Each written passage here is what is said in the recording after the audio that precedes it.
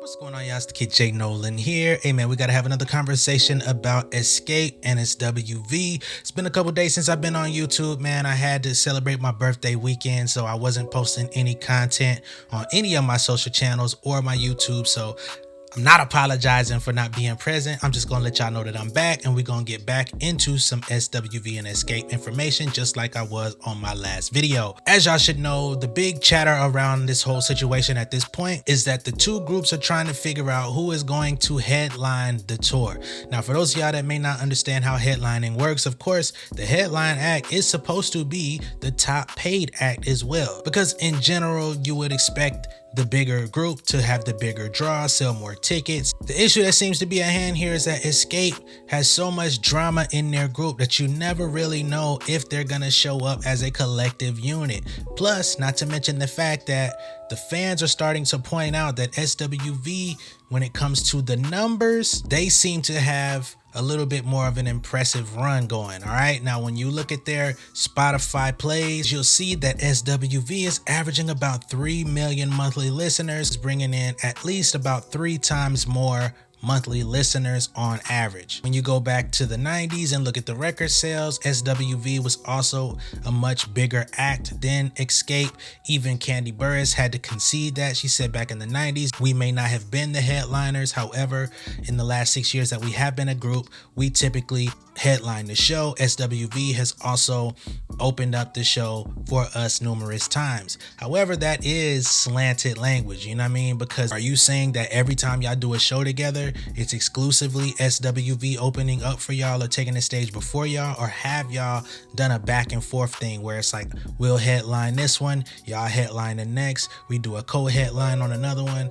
Has that been the situation? I personally can't tell y'all because I'm not tuned into every single thing that they do. And let's be clear, Xscape, once again, they can't seem to keep things together. You got two people in the group who are blood relatives, blood sisters who grew up together. They can't even get along to save their lives. Money's being stolen. One is going out trying to get a solo deal while the others are trying to get all of this stuff together. So there's a lot of fractured relationships within Xscape to begin with. Tiny and Kandi, they seem to have a pretty good relationship because the two of them have excelled and become reality stars.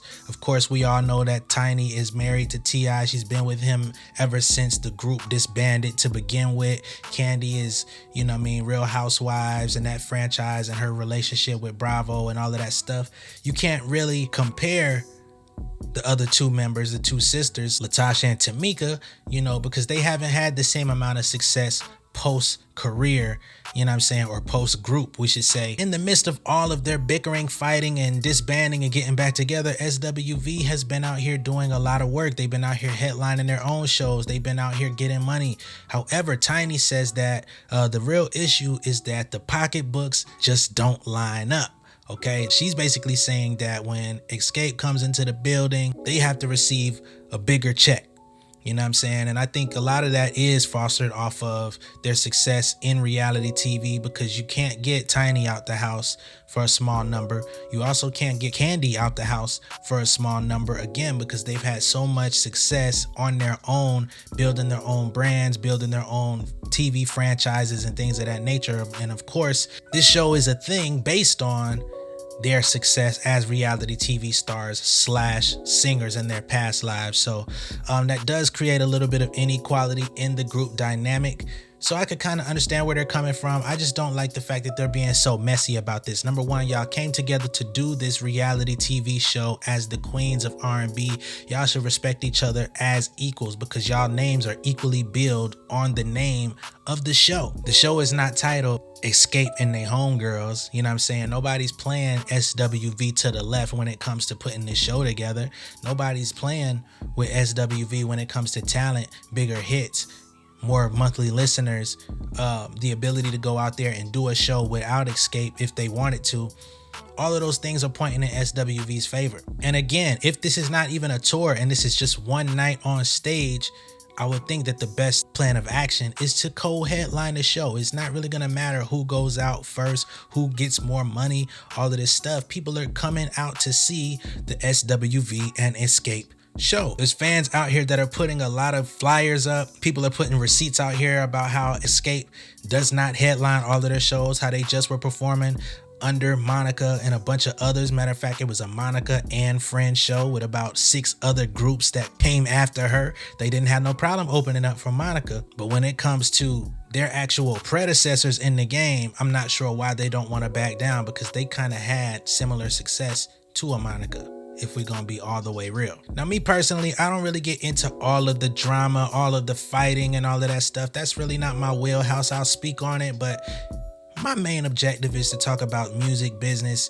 and things that relate to that, because that's typically my audience. Those are the people that speak my language. I'm not somebody that's with the drama. I'm not with somebody throwing shade and all of that type of stuff. That's typically where I defer, okay?